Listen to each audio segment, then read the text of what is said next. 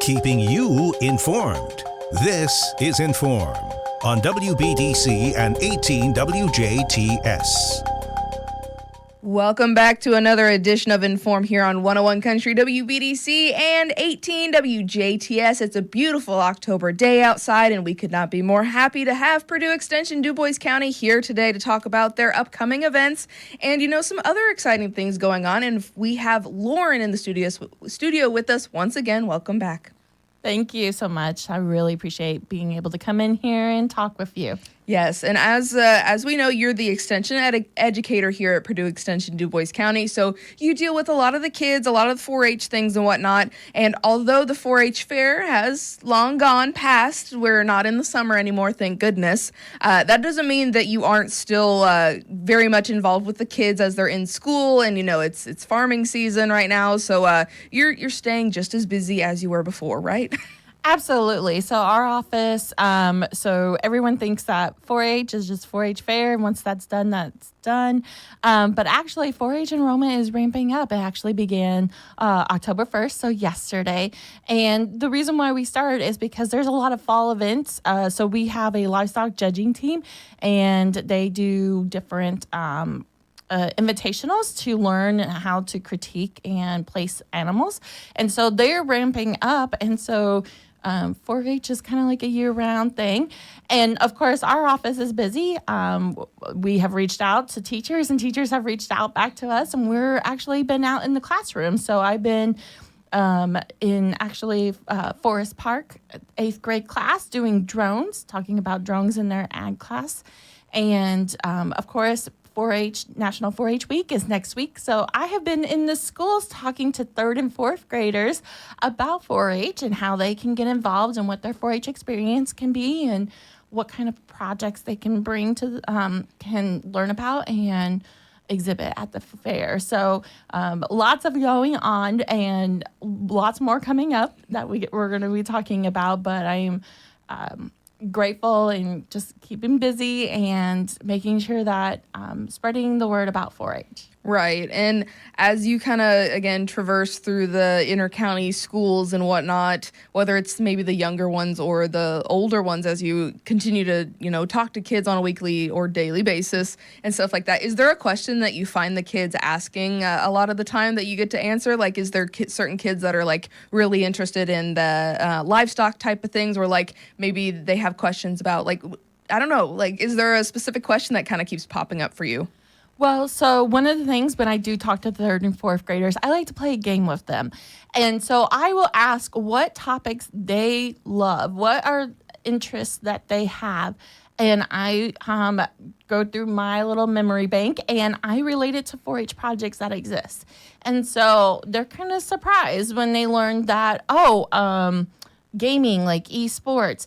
We might not have an esports team, but we have a computer science. So you get to learn more about how to build that game in the computer science project. So a lot of the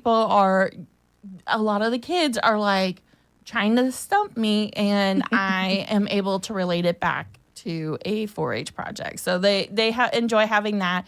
And so sports is a big one. There are benefits to playing sports, and we have a health project. And so understanding the benefits of the sports project, of the sports, and how that benefits you, how that benefits your muscles, and being active and being healthy relates back to our health 4-H project. So there's always a connection. That's something to always keep in mind. And again, you guys have done a fantastic job of making the 4-H experience very inclusive to anyone who wants to, again, put forth that effort and maybe learn a little something along the way. So, Lauren, what do we need to know about enrollment? How do we start that process with you guys? Yes, so 4-H is for youth grades 3 through 12, and we use a system called 4-H Online, and that helps us just gather the information. So if you wish to participate in 4-H, or you would sign up your kids through 4-H Online, and the address for that is V as in Victor, the number 2, the number 4, H online.com. No worries, parents. Your kids should be coming home, if they're in grades K through 5, should be coming home with packets of information that will have that website on there. And so if you're still unsure, you need some more questions answered, you can always call our office and talk to me. Our office number is 812-482-1782. If you want to just call me directly, my extension is 4. And then, or you can email me, and my email is lhaase@Purdue. That's Purdue University, PURDUE.edu. And I'll be glad to answer any of your questions you might have that will help make that decision if you want to sign them up. And then for grades 3 through 12, it's a $15, I call it a program fee, and that just kind of helps pay for the technology and some resources that is provided to 4-H members. And that's for the entire year. And then you can sign up for clubs, sign up for events, sign up for projects, and then you'll start receiving communications from our office throughout the year about upcoming opportunities and other things. So that's how you can sign up. No worries if you're in K through 2, you can be a mini 4-H, and there is no cost for that. So you can sign up for the year, you'll get all the communications, and then we do specific events for mini 4-Hers in addition to our 4-H club experience, and that we do have clubs geared to mini 4-Hers. So that is how you can sign up and get your kids signed up. Again, we put together some school packets that will be sent home in their folder. So just keep an eye out for something that looks green and says 4-H on it. Fantastic. Again, lots of opportunities to get involved and just see what 4-H has to offer.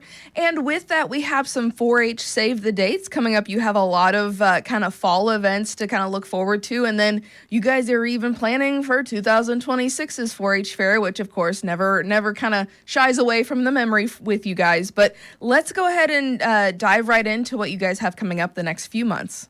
Yeah, so with 4-H enrollment opening now, mini 4-Hers, we do have what we called like a mini 4-H fall break camp that you sign up as a 4-H member, and then you can sign up to participate in that one. Is like Falling for Me, all about fall and loving yourself and learning some social and emotional learning, and all fun activities, games, and crafts included. And so that is during fall break.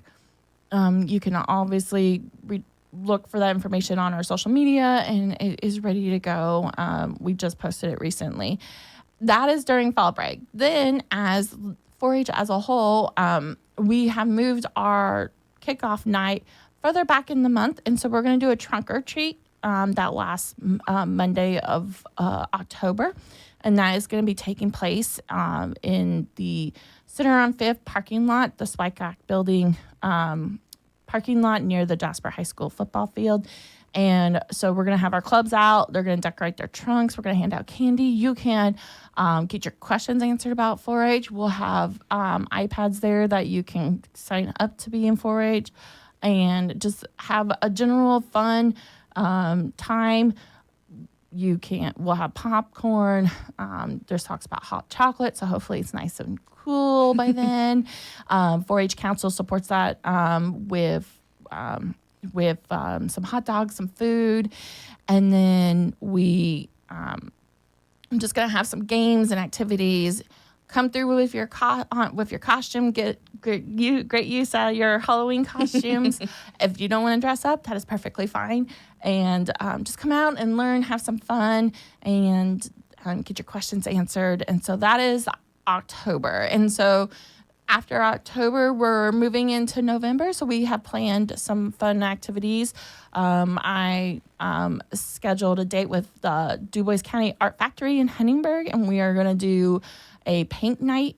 So they're basically what you paint falls in our ceramics project. Mm-hmm. And so I schedule where we can have a private evening painting, get to learn a little bit, and we're going to kind of do like after, as people get work on there, we're going to kind of do a gallery walk and have just kind of like an additional additional items for the kids to learn about 4-H, have some fun, and that is in Thursday, November 20th from 5:30 to 7:30. We'll have sign-ups available on 4-H Online. So sign up as a 4-H member, pay your program fee, and then you'll be able to see that event to sign up. And that one, as when you become a 4-H member, there is no cost for that. 4-H Council provides a really great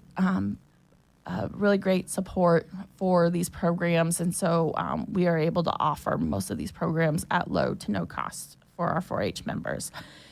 And then in December, we have a Foods Preserved project, but everyone is trying to provide their teachers with a really thoughtful gift. And so we are doing a Jams and Jellies Workshop. It falls with our food preservation, but you can create little jars of jams and jellies, and they're really great gifts to provide to your teachers, to provide to your family.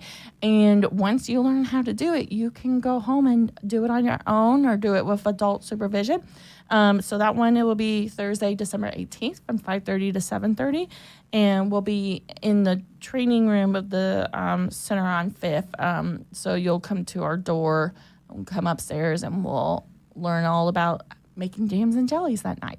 That is fantastic. So you've got an event in October, and an event in November, and an event in December. So again, you're for us who have not been involved in 4-H, it kind of breaks that main stigma of, 4-H is only during the summer. You guys are making sure that you provide programming every single month, at least for the fall so far, so that, you really engage those new members and get them involved. And, I hear candy and food, I see paint and ceramics, and I also see there's more food with the jams and jellies. So that is a fantastic way to have fun events that give example to what you guys are trying to do with the 4-H exhibits. And again, I think with the little to no cost, once you become a 4-H member, that makes the membership even more worth it. Yeah, and a lot of people don't let the financial cost deter you. Just reach out to our office if that is a concern, and we will look for funding for grants and support to help cover that cost. And so we just offer a lot of opportunities. And so this way, most clubs don't meet until January. So the October, November, December is a great way to just get a little feel. And then in clubs, you can start attending club meetings where you learn about the 4-H members run their clubs, run the business portion. They might learn about a specific thing, have some fun, get to meet some other people they might not get to meet normally. And then it rolls on into the summer. Fantastic. And then, before we know it, we're going to be in 2026, which is one thing, swallow that pill. However, the 2026 Dubois County 4-H Fair is taking place July 9th through the 13th. That's Thursday through Monday. Again, July 9th through July 13th, 2026. So if you're going to put it in your calendar, now would be the time. I know from your experience, getting to the 4-H Fair is one thing, but it'll be here before you know it too. Yes, and so we are just save the dates. We'll provide keep an eye on Dubois County 4-H Council or Dubois County Fairgrounds and the Purdue Extension Dubois County Facebook pages. As things come out, you'll be able to see kind of how the schedule forms. But 4-H Council is all volunteer-based, and they work year-round to make sure that the grounds look great. They keep maintained, along with planning for the 4-H fair.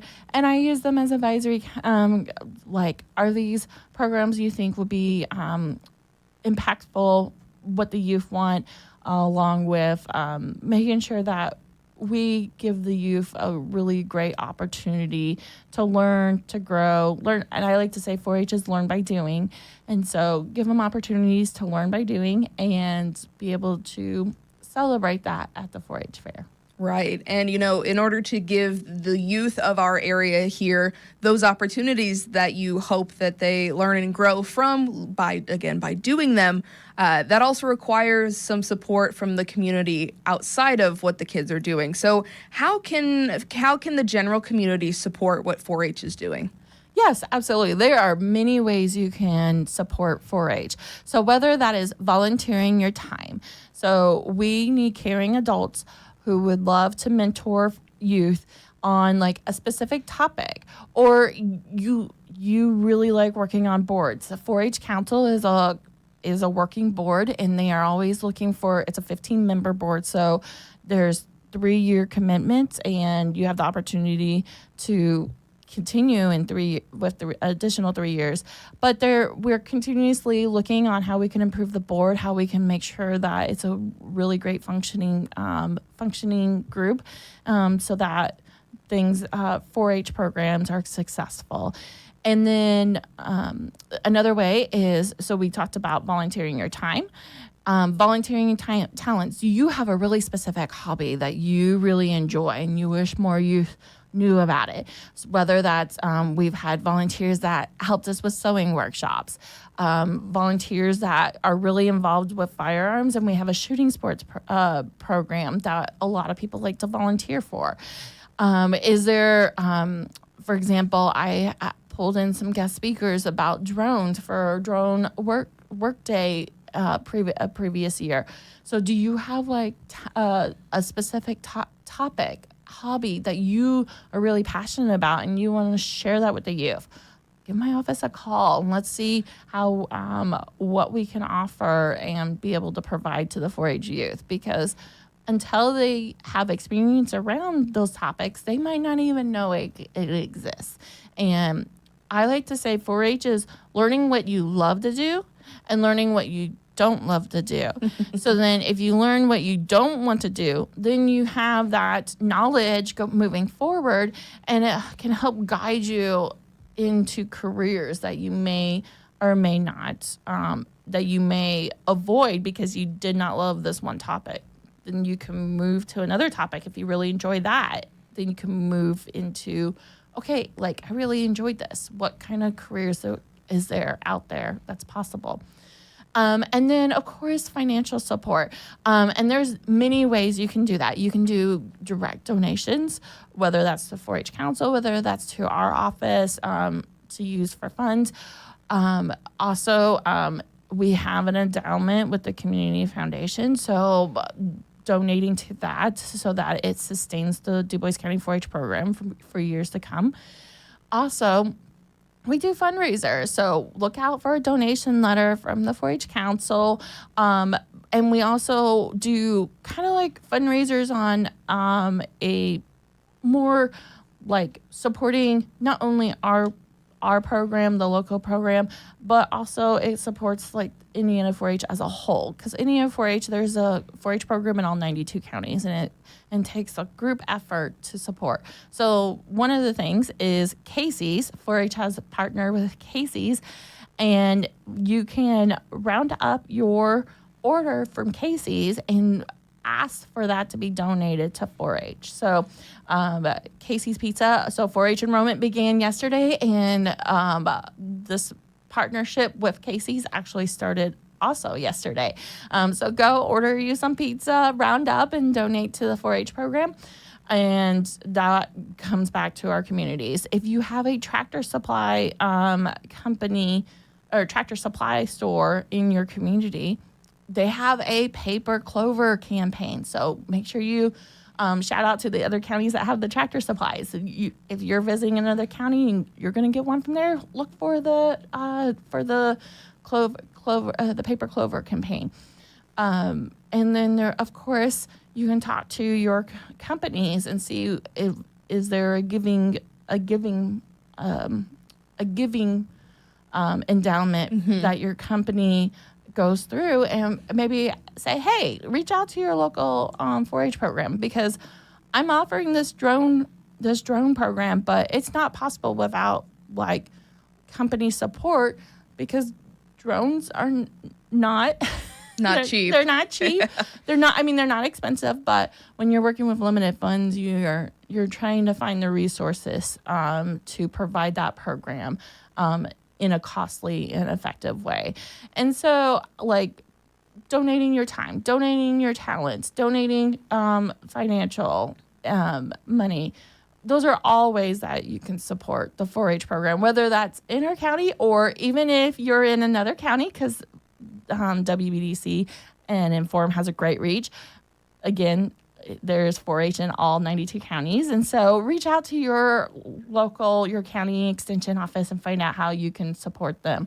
And even if it's not Dubois County. So those are ways that you can support the 4-H program.